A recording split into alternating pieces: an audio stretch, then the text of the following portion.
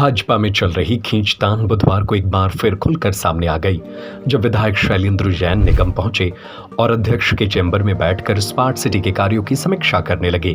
उनके साथ निगम अध्यक्ष MIC सदस्य और कुछ पार्षद मौजूद रहे, तो दूसरी तरफ महापौर चैम्बर में मेयर संगीता तिवारी बैठी रहीं। उनके साथ सुशील तिवारी, भतीजे ऋषांक सहित निगम के कुछ पार्षद भी रहे। इस समीक्षा बैठक में बड़ी बात यह हुई कि महापौर संगीता तिवारी इसमें शामिल नहीं हुई। Hero HF deluxe self start my RTO बीमा सहित 4,000 रुपए के बम्पर डिस्काउंट के बाद अब 77,500 रुपए में आज ही हीरो HF डेलक्स खरीदें। जब विधायक से इसको लेकर बात की तो उन्होंने बताया कि विधायक निधि के कुछ काम थे और मुख्यमंत्री ने निर्देश दिया था, उन्हीं कामों की समीक्षा करने आए थे। अगर महापौर इस बैठक में आती तो मुझे खुशी होती। वहीं महापौर संगीता सुशील तिवारी का कहना है कि विकास कार्यों की समीक्षा को लेकर कोई बैठक हुई ऐसी मुझे न जानकारी है, न सूचना दी गई।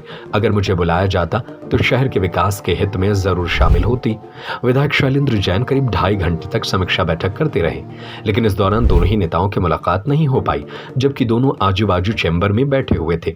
विधायक शैलेंद्र जैन ने समीक्षा बैठक में राजघाट बांध की ऊंचाई बढ़ाने, टाटा प्रोजेक्ट के 24 घंटे नल देने और सीवरेज लाइन जैसे कार्यों की समीक्षा की। उन्होंने हर विभाग से संबंधित अधिकारी कर्मचारियों को बुलाया और अपडेट लिया। बैठक में उनके साथ निगम आयुक्त राजकुमार खत्री भी मौजूद रहे।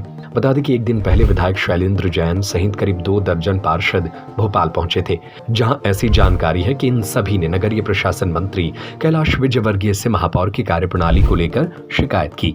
जब विधायक से इस संबंध में पूछा तो उन्होंने कहा कि इस तरह की कोई शिकवा शिकायत नहीं है, केवल विकास को लेकर ही चर्चा हुई। इसके पहले महापौर और निगम आयुक्त की बैठक भोपाल में मुख्यमंत्री के साथ हुई थी। पार्षद अपनी बात सीधी नहीं कर पाते हैं, इसलिए उनको लेकर गए थे। बता दें कि महापौर व उनका परिवार और नगर विधायक शैलेंद्र जैन के बीच मनमुटाव अब खुलकर सामने आ गया है। जहां लंबे वक्त तक ये आपसी बुराई पर्दे के पीछे थी, लेकिन अब दोनों के बीच ये सियासी जंग छिड़ गई है। देखना होगा ऐसे में पार्टी आने वाले दिनों में क्या कदम उठाती है।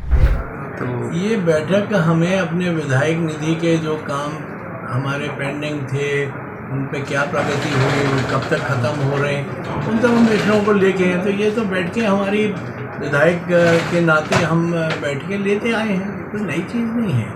और इस व्यवस्था के तहत महापौर महोदय भी उसमें सम्मिलित हों तो बड़ी खुशी की बात है। आज अध्यक्ष जी इस बैठक में सम्मिलित हुए, आयुक्त महोदय बैठक में सम्मिलित हुए। मेरी तो अपेक्षा है कि वो भी इस बैठक में रहेंगी तो ज़्यादा उपयोगी वो बैठक होगी। ये जो अभी आप लोगों की शिकवा शिकायतों की खबरें आ रही हैं, इन पर कुछ कहेंगे? यार ये शिकवा शिकायत की क्या खबरें हैं मुझे नहीं मालूम। हम लोग निश्चित रूप से जो हमारे आपको याद होगा कि माननीय पूर्व मुख्यमंत्री शिवराज सिंह चौहान जी ने जब नगरीय निकाय के चुनाव के समय आए थे, तब उन्होंने विशेष रूप से जो हमारे स्लम एरियाज़ हैं, जो हमारे अनुसूचित जाति वर्ग के लिए आरक्षित वार्ड हैं, उन वार्डों के लिए विशेष पैकेज के तहत सहयोग करने के लिए कहा था। तो ये विषय अभी हम लोगों ने कल की बैठक में हमारे अध्यक्ष महोदय ने और पार्षदों ने उसमें हमने भी सहयोग किया कि वो राशि कुछ पैकेज के रूप में हमें मिले, ताकि इन वार्डों में ये जो विकास के उससे प्रकाश से थोड़े से पीछे रह गए हैं वो भी एट पार आ जाए हमारे वार्डों अन्य वार्डों के। तो एक तो वो विषय था। फिर हमारे पार्षदों की अपनी और भी समस्याएं थी। उन तमाम समस्याओं को लेके अभी जैसे 19 तारीख को संभवतः पूरे प्रदेश भर के महापौर और आयुक्तों को माननीय मंत्री महोदय ने बैठक ली थी, लेकिन पार्षदों की बात उन तक नहीं पहुंच पा रही थी। तो डायरेक्टली हम लोगों ने उनसे निवेदन किया, तो कल का उन्होंने समय दिया था। कल सारे जिन पार्षद जा पाए, कुछ उनके पार्षदों के प्रतिनिधियों अन्य लोग ऐसे करके तो गए अपनी विषय को रखा। ठीक है, देखिए अभी विगत कुछ दिनों पहले माननीय मुख्यमंत्री महोदय से सागर की विभिन्न समस्याओं को लेकर बातचीत हुई थी। उनमें प्रमुख विषय था कि हम राजघाट डैम की हाइट को बढ़ाने का संबंध में मैंने उनसे अनुरोध किया था। मैंने उनसे कहा था कि आपने सागर को उसकी जो बेसिक आवश्यकताएं थी उसमें जो हमारी विश्वविद्यालय थी, राजकीय विश्वविद्यालय, वो आपने हमें दे दी। एक उपहार में आयुर्वेदिक मेडिकल कॉलेज ये दे दिया है। इसकी घोषणा तो हो चुकी है, लेकिन बजट में प्रावधान होना बाकी है।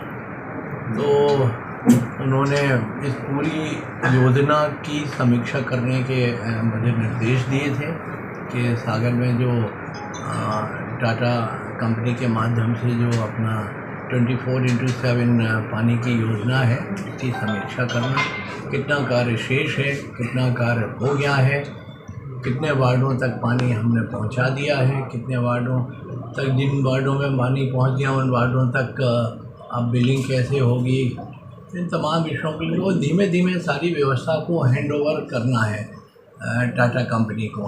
तो प्रथम चरण में अभी जो हमारा फिल्ट्रेशन यूनिट है, फिल्ट्रेशन यूनिट राजघाट को हम टाटा कंपनी को हस्तांतरित करेंगे। उनका मेंटेनेंस और उसकी जो भी उसका जो परिचालन है वो टाटा कंपनी के माध्यम से करेंगे। और धीमे धीमे जितने वार्डों में हम 24/7 पानी की सप्लाई शुरू कर चुके हैं, उतने वार्ड उनको शिफ्ट करेंगे। वो ये हमारे 2-3 स्टेज में ये पूरी की पूरी योजना को टाटा कंपनी को हस्तांतरित किया जाएगा और टाटा कंपनी उसका पूरा मेंटेनेंस 20 साल के लिए, नहीं 10 साल के लिए सारा मेंटेनेंस। तो इसकी समीक्षा आज कंपनी, टाटा की कंपनी के लोग थे, नगर निगम के लोग थे, माननीय अध्यक्ष महोदय थे, आयुक्त महोदय थे, हमारे कुछ पार्षद MIC के सदस्य थे, इन सबकी उपस्थिति में वो किया।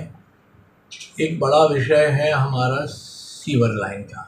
सीवर लाइन भी अब कंप्लीट करके और उसका भी परिचालन होना है, के लोगों से भी बातचीत की। एक विषय जो माननीय मुख्यमंत्री जी के दिल के बहुत करीब है वो है हमारा जल गंगा मिशन। जल गंगा मिशन पे जो काम उन्होंने शुरू करने के लिए निर्देश दिए थे, उन कामों की समीक्षा की गई। एक माननीय प्रधानमंत्री जी का बड़ा महत्वपूर्ण वो है अभियान है, वो एक पेड़ माँ के नाम, तो उसकी भी समीक्षा अच्छी है। और इस तरह से ये समीक्षा होने करके और उसके पूरा एक अपना नोटशीट बना के और माननीय मुख्यमंत्री जी तक उसको अवगत कराने के निर्देश हम सब विधायकों को दिए हैं। तो इस संबंध में आज की बैठक hero HF deluxe self start my RTO बीमा सहित 4,000 रुपए के बम्पर डिस्काउंट के बाद अब 77,500 रुपए में। आज ही आप हीरो HF डेलक्स खरीदें।